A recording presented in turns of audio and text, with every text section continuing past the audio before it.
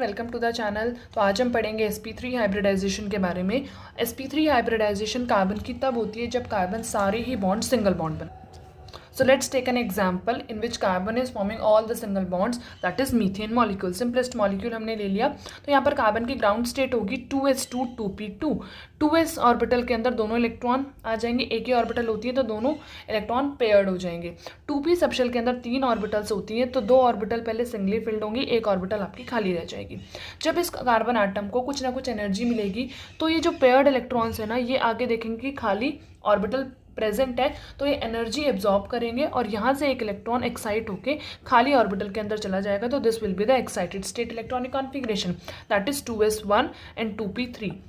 तो अब मैं ये कह सकती हूँ कि कार्बन के जो आउटर मोस्ट शेल है उसके अंदर 4 अनपेयर्ड इलेक्ट्रॉन्स प्रेजेंट हैं और 4 ऑर्बिटल्स हैं। तो आने वाले एटम्स भी 4 ही चाहिए जो कि सिंगल बॉन्ड बनाएंगे। तो CH4 के अंदर एक कार्बन के साथ 4 हाइड्रोजन आटम आते हैं तो चारों हाइड्रोजन आटम इन खाली ऑर्बिटल्स के अंदर अपने अपने इलेक्ट्रॉन्स को डोनेट कर सकते हैं। पर अपने अपने इलेक्ट्रॉन को डोनेट करने से पहले ये जो चारों ऑर्बिटल्स हैं ये आपस में इंटरमिक्स होती हैं। क्यों इंटरमिक्स होती हैं? क्योंकि हम हमेशा ये देखते हैं कि कार्बन के जो 4 बॉन्ड्स बने हैं ना, वो चारों बॉन्ड्स इक्विवेलेंट है और वो 4 बॉन्ड बने हैं इन 4 ऑर्बिटल से मिक्स होके। बट इसमें एक ऑर्बिटल अलग है, 3 ऑर्बिटल एक जैसी है, तो यहाँ पर बॉन्ड भी एक अलग होना चाहिए था, बट ऐसा कभी भी नहीं होता।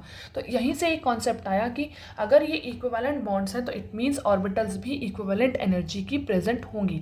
तो इन्होंने बॉन्ड बनाने से पहले एक हाइब्रिडाइजेशन किया होगा जिसमें ऑर्बिटल्स की इंटरमिक्सिंग हुई होगी। तो यहाँ पर एक ऐसा ऑर्बिटल और 3 ऐसा ऑर्बिटल हाइब्रिडाइज होंगी। तो यहाँ पर जो हाइब्रिडाइजेशन होगा that will be sp3 hybridisation.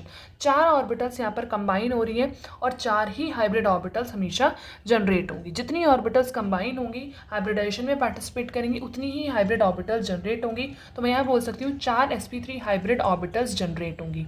ये हाइब्रिड ऑर्बिटल्स इस तरह से अरेंज्ड होंगी कि इन ऑर्बिटल के बीच में मिनिमम रिपल्शन हो और मैक्सिमम स्टेबिलिटी हो। तो 4 ऑर्बिटल्स के बीच में मिनिमम रिपल्शन हम कर सकते हैं जब हमारा जो ऑर्बिटल्स हैं वो अरेंज्ड हो टेट्राहेड्रल ज्योमेट्री के अंदर। टेट्राहेड्रल ज्योमेट्री के अंदर और उनके ऑर्बिटल्स के बीच में एंगल होगा 109.5 डिग्री।